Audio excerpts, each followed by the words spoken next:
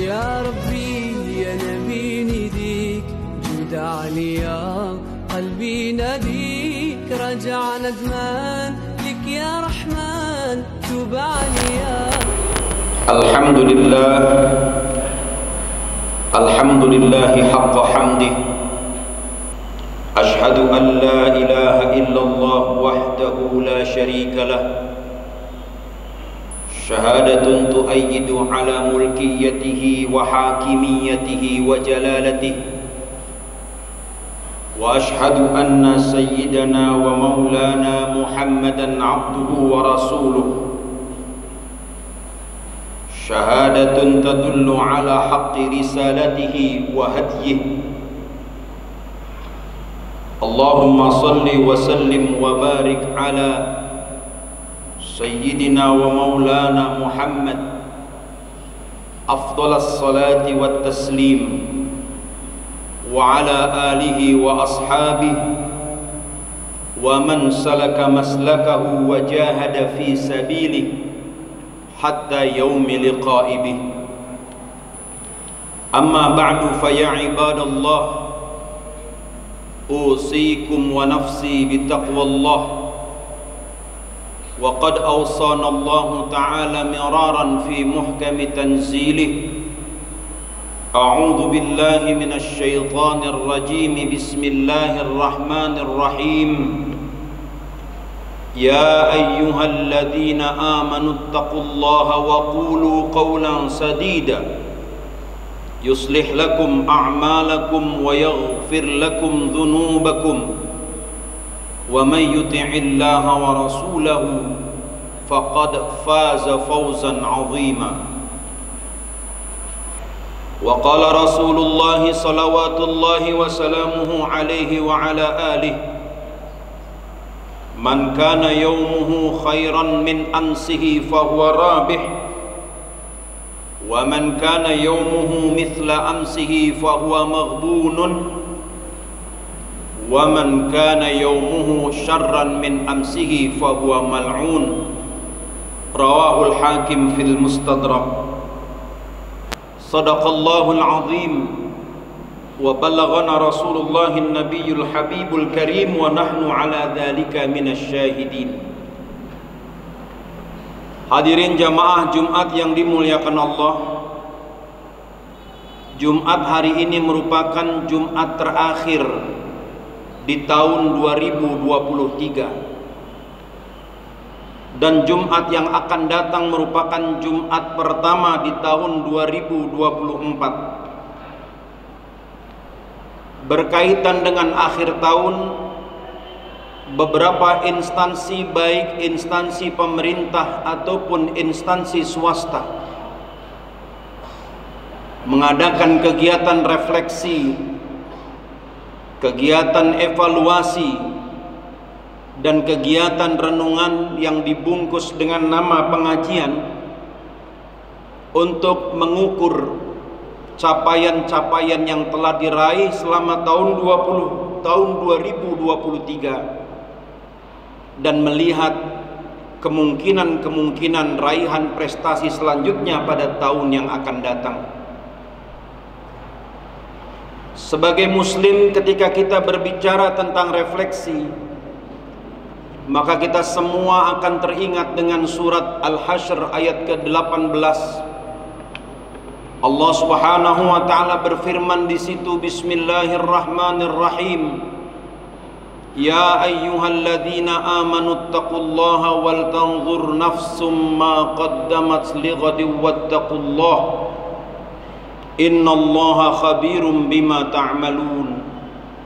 Wahai orang-orang yang beriman, takutlah kalian kepada Allah Subhanahu wa taala, dan hendaknya setiap orang memperhatikan apa yang telah dilakukan sebelumnya, dan bertakwalah kepada Allah, sungguh Allah maha teliti dengan semua yang kalian lakukan. Jamaah yang dimuliakan Allah, khatib mengajak dalam kesempatan ini kepada hadirin untuk melakukan perenungan diri yang berkaitan dengan kualitas pemahaman Islam kita. Karena kualitas pemahaman Islam kita ini merupakan unsur vital yang menentukan kualitas hidup kita secara keseluruhan. Pemahaman Islam yang baik akan membentuk karakter yang baik pula. Di antara indikator baiknya karakter seorang muslim adalah memahami skala prioritas, mana amal yang harus didahulukan dan dianggap penting, dan mana yang tidak perlu dilakukan atau bahkan amal yang dianggap sia-sia menurut ajaran agama. Ini sesuai dengan hadis Rasulullah sallallahu alaihi wasallam, min husni islamil mar'i tarkuhu ma la yu'ni. Di antara tanda bagusnya pemahaman keislaman seseorang adalah dia meninggalkan semua perbuatan yang tidak mendatangkan manfaat. Jamaah yang dimuliakan Allah, kualitas pemahaman Islam kita jika kita merujuk kepada hadis Rasulullah sallallahu alaihi wasallam terangkum di dalam kalimat raditu billahi rabban wa bil islami dinan wa bi Muhammadin nabiyyan wa rasulan, yang maknanya adalah aku senang, aku rela Allah sebagai Tuhan, aku rela atau aku senang Islam sebagai agama, dan aku rela atau aku senang Nabi Muhammad sallallahu alaihi wasallam sebagai nabi bagi kita. Sayyidina Abu Sa'id Al-Khudri radhiyallahu anhu meriwayatkan sabda Nabi kita Muhammad sallallahu alaihi wasallam, man qala raditu billahi rabban wa bil islami dinan wa bi Muhammadin rasula wajabat lahul jannah. Orang yang menegaskan dengan perkataan aku rela Allah sebagai Tuhan, aku rela Islam sebagai agama, dan aku rela Muhammad sallallahu alaihi wasallam sebagai rasul, maka dia berhak mendapatkan surga. Hadis ini diriwayatkan oleh imam yang 5 kecuali Imam At-Tirmidzi, dan Imam Az-Zahabi menganggap hadis ini sampai kepada Rasulullah sallallahu alaihi wasallam. Hadirin jamaah yang dimuliakan Allah, mari kita jadikan apa yang dikatakan oleh Rasulullah sallallahu alaihi wasallam itu sebagai bahan refleksi kita. Yang pertama, apakah benar kita umat Islam ini menganggap Allah sebagai Tuhan? Tentu jika kita bertanya secara teoritis, jawaban yang akan kita berikan adalah Allah adalah memang Tuhan kita. Tapi ketika pertanyaan itu dilanjutkan, sampai batas mana kita mengakui Allah sebagai Tuhan? Ini barangkali yang perlu kita kritisi dan barangkali menjadi persoalan kita hingga hari ini. Memang benar kita mengakui Allah sebagai Tuhan yang menciptakan semua yang ada di alam semesta ini, dan keberadaan kita ini menunjukkan bahwa Allah itu ada. Allah memang mengatur kehidupan tumbuhan, Allah mengatur hewan, dan Allah mengatur semua makhluk. Tapi yang menjadi pertanyaan mendasar, apakah benar Allah mengatur kehidupan kita? Karena faktanya banyak orang Islam yang tidak suka kehidupannya diatur oleh Allah. Yang terjadi justru sebaliknya, kebanyakan orang Islam itu lebih suka mengatur Allah. Itu bisa kita perhatikan dari bagaimana orang Islam berdoa. Dari pengajian-pengajian yang didatangi oleh orang Islam, pengajian yang paling ramai adalah pengajian yang mengajarkan doa-doa mendatangkan rezeki. Pengajian yang mengajarkan doa-doa mendatangkan harta kekayaan. Tapi jarang orang mau mendatangi pengajian untuk menghisap, menata dirinya sendiri. Orang lebih suka dengan pengajian di mana perputaran uang mengalir deras di situ dan dia mendapatkan pundi-pundi sepulang dari pengajian. Pun demikian ketika kita berdoa kepada Allah, kita menuntut banyak kepada Allah, tapi kita tidak pernah rela dan memberikan kesempatan kepada Allah untuk mengatur hidup kita. Kita minta supaya kita diberikan harta yang banyak, uang yang melimpah, jabatan yang sangat tinggi, kekuasaan yang luar biasa besar. Kita minta semua kepada Allah, tapi kita tidak pernah memberikan kesempatan Allah untuk mengatur kita. Allah mengatakan kepada kita ada yang halal dan ada juga yang haram. Lalu kemudian kita mengatakan tidak ada yang haram, semua masih ikhtilaf, semua masih menjadi bahan perdebatan di kalangan umat Islam. Haram apanya itu? Ada ulama yang membolehkan, padahal jelas yang haram itu jelas, yang halal itu jelas. Hadirin jamaah yang dimuliakan Allah, bagaimana pula kita lihat orang-orang yang dulunya muslim kecewa dengan ajaran Islam, dan dia wujudkan kekecewaan itu dengan keluar dari ajaran Islam karena doanya merasa tidak pernah dikabulkan. Lalu dia bicara di media publik, di podcast-podcast, Tuhannya orang Islam itu tidak pernah hadir ketika kita butuhkan. Aku menemukan Tuhan dengan cara sendiri di luar ajaran Islam. Dia lupa bahwa Tuhan itu bukan petugas sosial yang bisa ditunggu kapan datang. Dia lupa bahwa konsepsi ketuhanan di dalam Islam itu bukan palu gada, apa lu mau gua ada, bukan itu. Sebagian orang Islam menganggap konsep ketuhanan hanya sebatas Allah sebagai tempat meminta, bukan Allah sebagai pengatur kehidupan kita. Allah yang atur kapan doa itu dikabulkan, pada momen apa, pada waktu kapan Allah menentukan doa dikabulkan, dan apa yang Allah pilihkan, bukan apa yang kita mau. Ini yang kita lupa. Maka kalau begitu pertanyaannya adalah, apa benar kita menganggap Allah sebagai Tuhan? Karena kita hanya menganggap konsep ketuhanan itu pada batas Allahus Somad, Allah tempat meminta saja. Allah nggak boleh ngatur-ngatur kita. Allah nggak boleh mengatur urusan halal dengan haram. Allah tidak boleh atur masalah pernikahan. Nikah itu yang penting kemanusiaan. Mau saya menikah dengan binatang itu urusan saya, bukan urusan Allah. Itu yang terjadi kalau kita merefleksikan apakah betul kita ridho Allah sebagai Tuhan. Hadirin jamaah yang dimuliakan Allah, masuk kepada refleksi kedua, apakah benar kita ridho Islam sebagai agama? Karena ada orang Islam yang dengan gagah berani di panggung-panggung seminar menjelek-jelekkan ajaran Islam itu sendiri. Dia mengaku, saya muslim tapi saya kritik agama saya, inilah bentuk objektivitas saya. Maka pertanyaannya, apa betul dia ridho dengan Islam sebagai agama?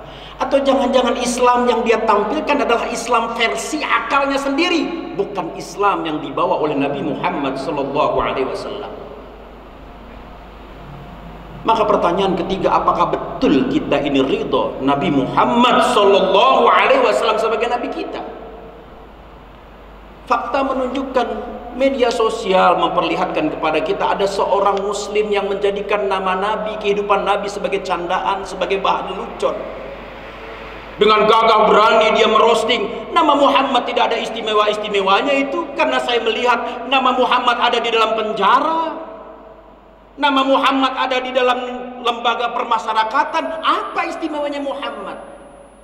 Hadirin jamaah yang dimuliakan Allah, Al-Imam Ibnu Hajar Al-Haythami, seorang ulama mazhab Syafi'i, menulis satu kitab yang berjudul Al-I'lam biqawati'il Islam, informasi-informasi penting tentang apa saja yang membuat orang Islam itu lepas dari ajaran agama. Mengatakan bahwa siapa yang mengatakan bahwa baju Nabi Muhammad kotor, dengan niat, dengan maksud untuk menghina, meledek Nabi Muhammad sallallahu alaihi wasallam, maka dia telah dinyatakan keluar dari ajaran Islam.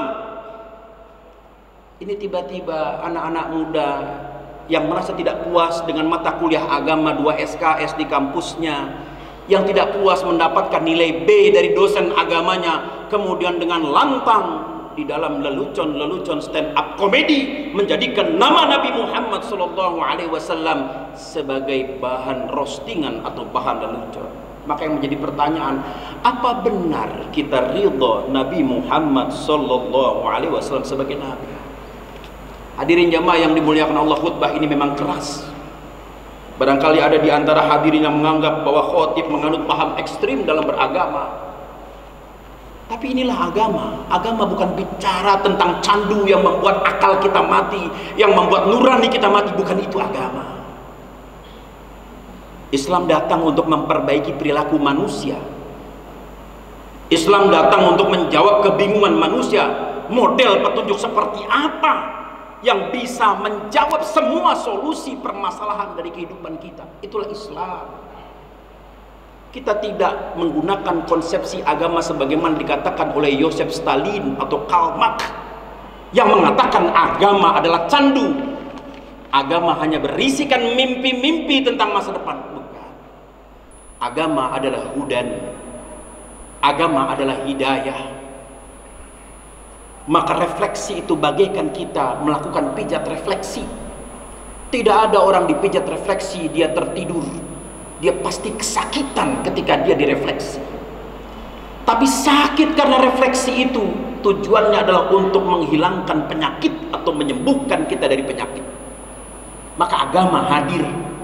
Ketika ada masalah, agama memberikan jawaban apa adanya, bukan ada apanya. Itulah agama yang harus kita terima.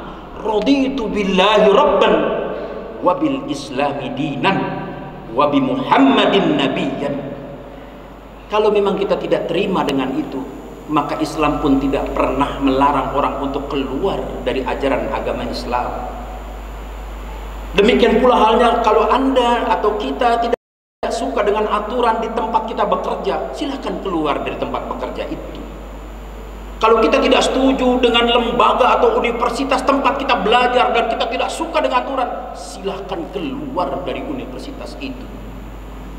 Karena orang beragama adalah orang yang punya keseriusan dan kesungguhan untuk menata hidupnya, bukan orang yang menjadikan agama sebagai bahan permainan, apalagi menjadikan agama sesuai dengan kemauan hawa nafsunya. Semoga Allah Subhanahu wa ta'ala senantiasa membimbing kita dan menambahkan keberkahan kita dengan hidayah Islam, dengan ajaran Islam, dengan hidayah yang disampaikan oleh Nabi Muhammad sallallahu alaihi wasallam. May yahdillahu fala mudhillalah wa may yudlilhu fala hadiyalah. Siapa saja yang diberikan petunjuk oleh Allah, may yahdillahu fahuwal muhtadi. Siapa saja yang diberikan petunjuk oleh Allah, maka dia berjalan menurut petunjuk. Wa may yudlil falan tajida lahu waliyyan mursyida. Dan siapa yang disesatkan oleh Allah, maka kamu tidak akan mendapati orang itu penolong yang bisa membimbingnya. Barakallahu li wa lakum fil Qur'anil Hakim wa nafa'ani wa iyyakum bima fihi minal ayati wa dzikril hakim. Aqulu qawli hadza astaghfirullahal azim li wa lakum wa lisairil muslimina wal muslimat wal mu'minina wal mu'minat fastaghfiruhu innahu huwal ghafurur rahim.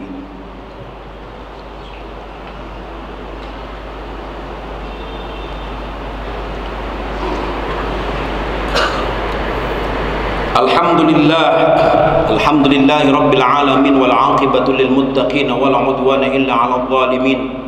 Ashhadu an la ilaha illallah dzul jalalil mubin wa ashhadu anna Muhammadan 'abduhu wa rasuluhu shadiqul wa'dil amin. Allahumma salli wa sallim wa barik ala sayyidi wuludi Adam yaumaddin imamil anbiya'i wal mursalin wa ala alihi at-tayyibin wa ashabihil akramin wa man tabi'ahum bi ihsanin ila yaumiddin. Amma ba'd, fa ya ibadallah usikum wa nafsi bittaqwallah wa qad faza man ittaqa li anna Allah ta'ala wa'ada al-muttaqina bil jannah kama qala ta'ala bismillahirrahmanirrahim wasari'u ila maghfiratin min rabbikum وجنة عرضها السماوات والأرض أعدت للمتقين واعلموا أن الله تعالى أمرنا وأمركم بأمر بدأ به بنفسه وسن الملائكة المسبحون على قدسه وقال تعالى ولم يزل قائلا عليما إن الله وملائكته يصلون على النبي يا أيها الذين آمنوا صلوا عليه وسلموا تسليما اللهم صل على محمد وعلى آل محمد كما صليت على إبراهيم وعلى آل إبراهيم وبارك على محمد وعلى آل محمد كما باركت على إبراهيم وعلى آل إبراهيم في العالمين إنك حميد مجيد وارض اللهم عن الصحابة أجمعين وعن التابعين وأتباع التابعين وعنا برحمة الله رب العالمين اللهم اغفر للمسلمين والمسلمات والمؤمنين والمؤمنات الأحياء منهم والأموات الأحياء منهم والأموات يا رافع الدرجات يا واسع المغفرة اللهم إنا نسألك موجبات رحمتك وعزائم مغفرتك والسلامة من كل إثم والغنيمة من كل بر والفوز بالجنة وارزقنا الجنة بغير حساب اللهم أحسن عاقبتنا في الأمور كلها وأجرنا من خزي الدنيا وعذاب الآخرة اللهم أصلح ولاة المسلمين وأصلح أمراء المسلمين وأصلح ولاتنا وأمراءنا واجعل بلدتنا هذه أندونيسيا يا الله بلدة طيبة يا الله وأنت غفور يا الله وأنت غفور يا الله وأنت غفور يا الله ونحن من عبادك الشكور يا الله ونحن من عبادك الشكور ربنا اغفر لنا ولوالدينا ولمشايخنا ولمعلمينا ولمن دخل في بيوتنا يا رب العالمين ربنا آتنا في الدنيا حسنة وفي الآخرة حسنة وقنا عذاب النار وأدخلنا الجنة مع الأبرار يا عزيز يا غفار يا رب العالمين صلى الله على محمد وعلى آله وصحبه وسلم والحمد لله رب العالمين عباد الله إن الله يأمر بالعدل والإحسان وإيتاء ذي القربى وينهى عن الفحشاء والمنكر والبغي يعظكم لعلكم تذكرون فاذكروا الله العظيم يذكركم واشكروه على نعمه يزدكم واسألوه من فضله يؤتكم ولذكر الله أكبر والله يعلم ما تصنعون أقيموا الصلاة